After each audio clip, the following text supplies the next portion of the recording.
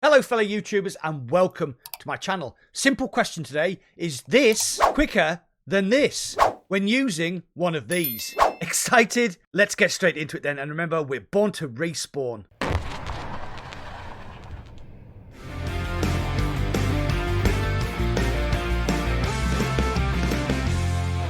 PS2 arrived in February and I've been playing Gran Turismo 7 almost non-stop. I'm very lucky that I have a GT Omega racing seat and a FANATEC GT DD Pro wheel for my sim racing setup, but there is a massive controversy on the internet about whether a controller can make you faster. Don't believe me? Go type, "is a controller faster than a steering wheel?" into Google and you will get 24 million hits of angry back and forth on both sides. Now, I'm a veteran gamer with over 40 years under my belt, so I know my way around a controller. So this got me thinking, having spent all that money on the expensive sim rig, would I actually be quicker with just a basic PS5 DualSense controller? Imagine having to explain that one to the wife. Her, are you enjoying your expensive sim rig that I bought you? Me, nah. Turns out I'm quicker with the free controller you get with my PS5. So here is the test I devised to work out which is quicker. I picked 3 tracks and 3 cars which I'm very familiar with, then lapped each circuit 10 times, once with a DualSense and then again with the GT DD Pro. The circuits and cars are as follows. Tsukuba in Japan, which is a short, tight and punchy circuit in the mighty Mazda Roadster touring car. Brands Hatch in England, which has a combination of high speed and slow technical turns in the monster Ford Mustang GR4. Finally, the daddy of them all, Spa-Francorchamps in Belgium with its terrifying Eau Rouge corner in the beastly Aston Martin V12 GR3. Ready? Let's get into it then. First up is Tsukuba, heading down the start-finish line into the first corner, which is a blind hairpin, braking down to second gear, turn in and try to let the car drift out to the left. Keep the car straight and brake just as you clip the curb on the right, turn into the hairpin.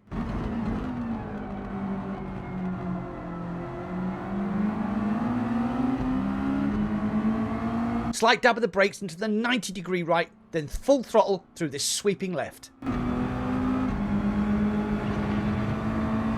Brake hard into the hairpin, down to second, and apply the power gently as you exit.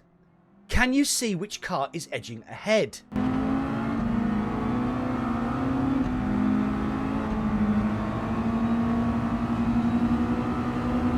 Down the back straight, slight dab of the brakes, drop down to third and wait patiently on this full 180-degree bend to apply the power to cross the start-finish line. And that's a lap of Tsukuba in the Mazda Roadster touring car. Here are my lap times. The controller did a 1 minute .62 and the DD Pro did a 59.994, which is about 6/10 quicker.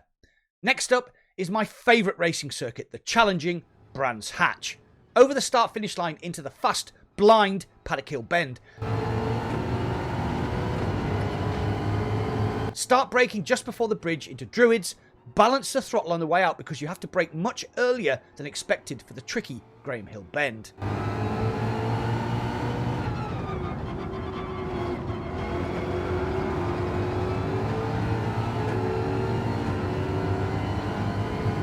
Brake late and down to third for the fiendish Surtees. Try and carry as much speed into the straight as this is where you can make time gains.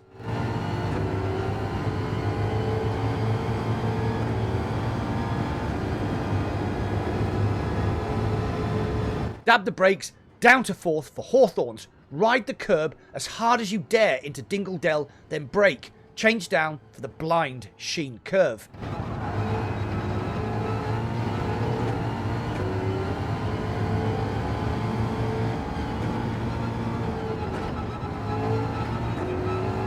Brake earlier than expected for Sterling's and carry that speed into the final bend, Clark's.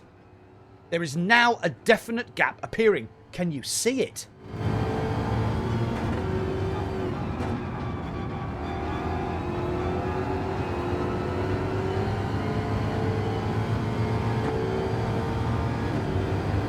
And that's a lap of Brands Hatch in the furious Ford Mustang.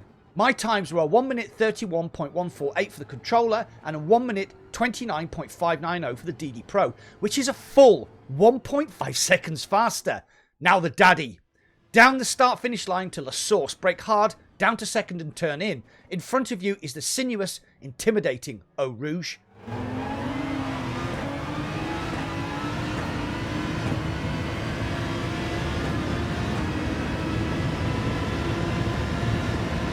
Slight lift on the way in, then just hold on for dear life to this crazy high-speed series of bends. Catch your breath down the Kemmel Straight.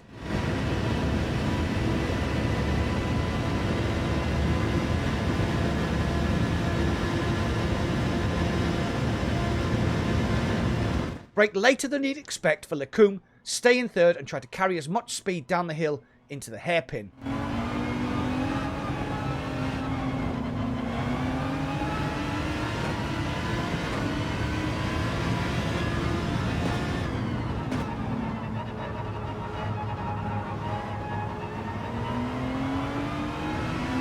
Get over to the right as soon as you can, slight dab and hold your line through this tricky left-hand corner. There is now a clear advantage opening up as we head into another high-speed corner. Hold your nerve through Pouillon.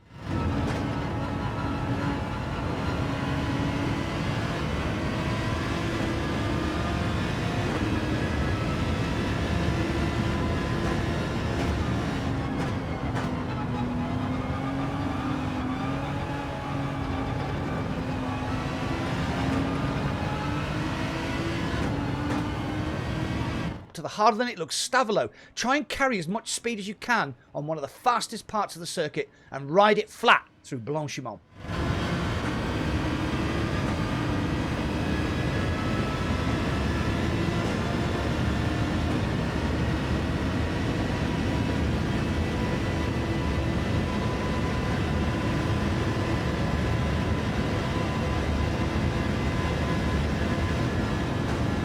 Brake just after the 150 board and negotiate a tight chicane, and we're back on the start-finish line.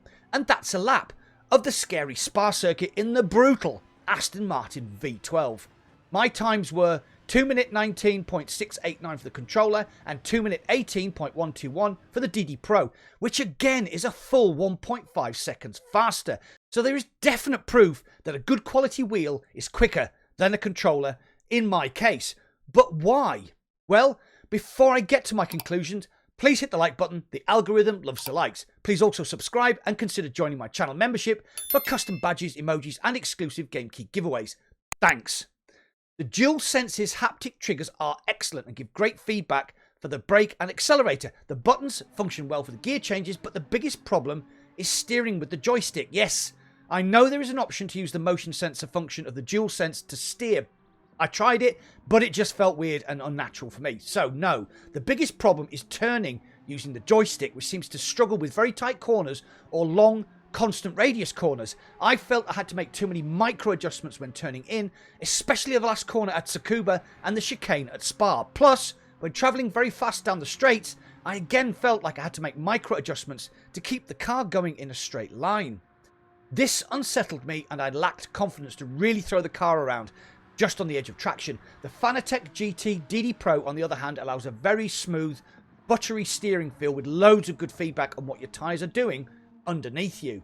This gives you the confidence to really commit into a corner, especially one like Eau Rouge at Spa. Really launch the car in and feel the weight transfer right, left, right again as you fly up the steep incline. Frankly, I'm not surprised I was quicker using a wheel over controller, but as always, what do you think? Are you quicker with a controller? Do you have a sim rig and would never go back to using a pad? You know the drill. Get involved and comment down below. Well, that's it for today. Thanks for watching and I'll see you on the other side.